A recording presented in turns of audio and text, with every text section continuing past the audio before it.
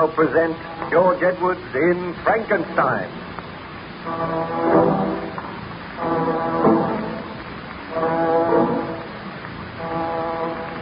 During his enforced stay on the good ship Voyager, Baron Frankenstein related his experiences to Captain Walton, who noted them in his journal.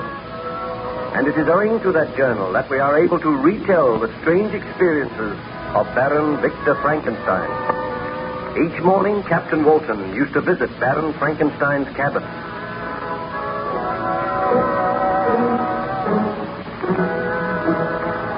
Good morning to you, Captain Walton. Good morning, Baron Frankenstein. Did you look over the notes which I have made in my journal? I did. They form a very graphic and remarkable story. It is extraordinary to think I am reading my own story, and that story is not yet ended. Somewhere outside, the foul monster of my creation still wanders at large, waiting to wreak his evil vengeance on all who stand in his path. Did you create a mate for that monster? You may remember you were telling me that you and your friend Ernst Clerval had arranged to journey to a lonely island in the Orkneys, there to attempt to create a female monster. That is true, and I lied to my wife. I told her that I was going to take a short trip for my health. Eventually, I reached the island in the Orkneys, and there Ernst Clerval and I took up our residence in a large, comfortable cottage. I used one big room at the back to conduct my experiments. I studied night and day. I worked for months, and at last I molded a form which I hoped would someday have life and would be the mate of the monster which I had created. One night, I sat working over this form while Ernst sat by my side. He watched me at work and said, Victor, I do not know whether you are doing the right thing. I do not feel that you should create another monster. I have doubts myself, my friend. As my work nears completion, I am afraid. I think that I will unleash another killer, another frightful monster to bring havoc and misery into the lives of many people, and yet I must go on. You do not know that the original monster you created still lives. He may have died by now, and if you continue with this work, you may have to destroy it. Sometimes I feel that the monster which I created will destroy me. Oh, you should not think of those things. Have you heard from Elizabeth lately? I received a letter from her yesterday. She begged me to return home and wonders why I am delaying so long. She must never know what I am doing. She will never forgive me. She will never learn. Come to bed now, Victor. You have worked long enough. You look tired and ill. I am tired and ill, but I cannot leave my work at present. You go to bed and leave me here. The truth to tell, I am tired of this cold, windy, unpleasant island. Will we be here much longer? Not very much longer. If I work through the night, it will merely be a matter of waiting for a thunderstorm. That might come tomorrow, and then my work will be complete. Then this lifeless body will have the divine spark, and I will have sinned again. Oh, think of it, Ernst. I should not do it. I know I should not do it. Courage, my friend. It is not too late to destroy the body. Go, leave me. I must think. And I must work on and on, working for the monster which I created. You will be all right here? Of course. Why not? Oh, very well, my friend. I will bid you good night. A moment. What was that? Oh, the casement window flew open. The force of the wind must have blown it open. Strange. It has never done that before. I shall close it before I go. That is better. Good night, Ernst. I will see you in the morning. Good night, Victor. Do not stay up too long. Alone with the devil's work that I have made my own. My thoughts drive me to a frenzy. If only I had never attempted to create the monster. If only I did not have to slave now at the orders of my own creation. Who's that? I said that I would be watching over you, Frankenstein. The monster.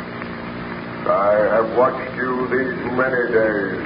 I've traced you to this lonely island, And I am happy knowing that now you are obeying my orders, knowing that soon I am to have a companion, a mate in my own likeness. Oh, why do you haunt me? Why have you followed me here? Are you not my creator? Have I not the right to follow you and watch you at your work? Anger me not, Frankenstein. I am living for the day when that lifeless form that lies before me shall have life. Then there will be one creature on this earth which will not regard me with shuddering hatred and loathing. You look more hideous than ever. And when I think that I created you, I am filled with horror and remorse. I cannot make another in your likeness. Begone, foul fiend! Have a care, Frankenstein. You remember the threat I made to you? Unless you complete your work, unless you make me a companion, all those whom you love shall die at my hands. Standing there, framed in the window, you look more loathsome than anything I have ever seen. Those hands which I made have killed defenseless people. And they shall kill other defenseless people if you do not obey my orders. Tell me this. Have you slain anyone since last we spoke? I slew but one man.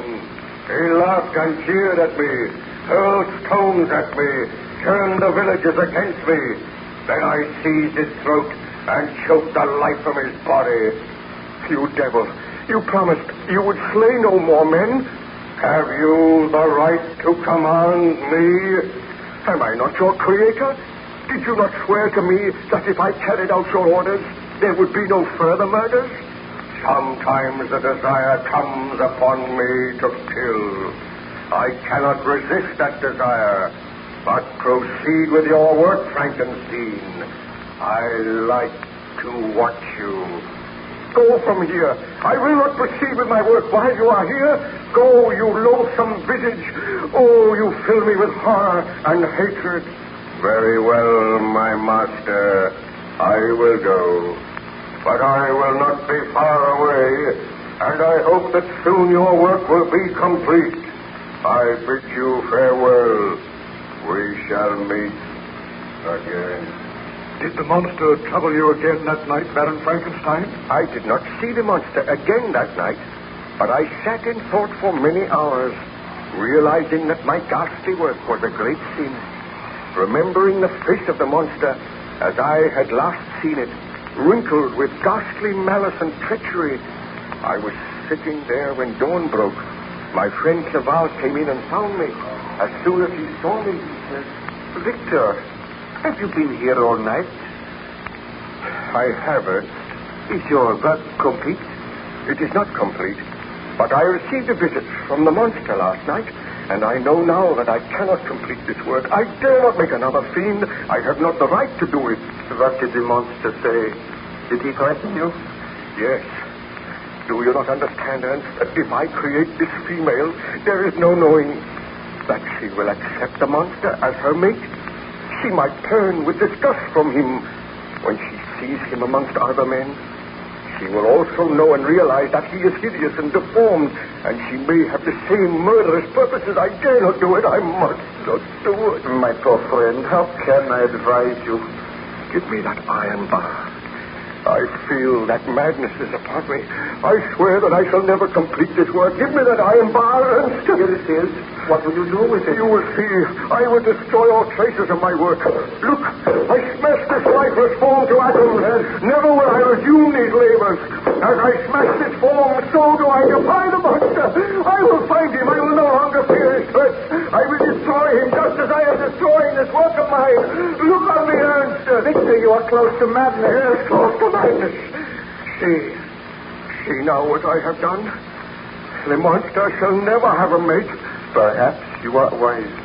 I know that I am wise, but I know that my first creation still lives, and when he learns of this, he will vow hatred and revenge. The monster. Oh, he approaches the window now. I still have the iron bar. I shall destroy him as I destroyed the form that was to be his mate. Oh, The loathsome creature stands outside the window. Look at him. Yes, look on me, Frankenstein. Look on your creation, then look on the work you have destroyed. And I am glad that I destroyed it. Do you dare to break your promise? I left Switzerland after you. I crept along the shores of the Rhine.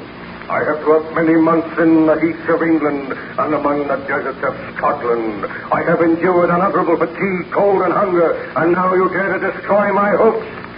Your threats cannot move me. They confirm in me the determination not to create a companion for you. Do you think that I, in cold blood, would set loose upon the earth another monster whose delight is in death and wretchedness? I will kill you. Careful, Victor. I do not fear him. I seize the iron bar from his grasp. Stand back, Frankenstein. Do you think you are to be happy while I grovel in the intensity of my wretchedness? I go now, Frankenstein. But we will meet again on the day that you are reunited with your wife. Remember that, Frankenstein. On the day that you are reunited with your wife, you and I will come face to face again. Ernst, will you not help me to kill him? I'll be here helpless. He stands outside the window. He wrenched that iron bar from your grasp and bent it as if it were a stick of willow. He has gone now. Did you hear his threat?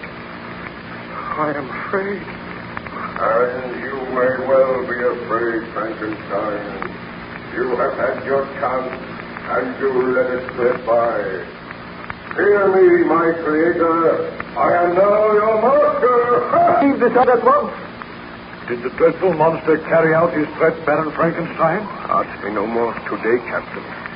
I recall that I almost swooned after the monster had left me, and I feel now that the monster is not far away.